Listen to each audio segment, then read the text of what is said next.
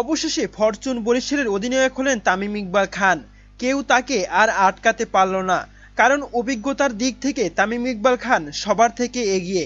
যার কারণে জুনিয়রদের ছাপিয়ে সিনিয়র তামিম ইকবালই ফরচুন বরিশালের অধিনায়ক হলো। বরিশালের অধিনায়ক তামিম ইকবাল অভিজ্ঞতা ও শক্তির দিক থেকে বেশ শক্তিশালী দল গড়েছে ফরচুন বরিশাল। দলটিতে আছেন জাতীয় দল ও ঘরোয়া ক্রিকেটের অধিনায়কত্ব করা একাধিক ক্রিকেটার। গুঞ্জন উঠেছিল সিনিয়রদের ছাপিয়ে বরিশালের নেতৃত্ব দেওয়া হতে পারে মেহেদী হাসান মিরাজকে। তবে কোচ মিজানুর রহমান বাবু নিশ্চিত করেছেন তামিম ইকবালই পাচ্ছেন নেতৃত্বের দায়িত্ব। প্রিয় দর্শক, বিশ্বকাপের আগে তামিম ইকবালকে নিয়ে অনেক শোরগোল হয়েছিল ক্রিকেট পাড়ায়।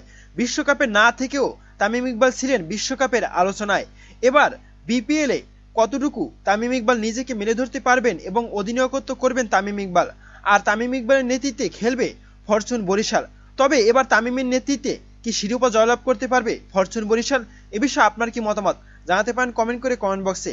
এবং কোচ মিজানুর রহমান যে তামিমের হাতে অধিনায়কের দায়িত্ব তুলে দিয়েছেন সেটা কতটুকু যুক্তিযুক্ত এবং সে বিষয়ে আপনার মতামত কি জানাতে পারেন কমেন্ট করে কমেন্ট বক্সে। ধন্যবাদ।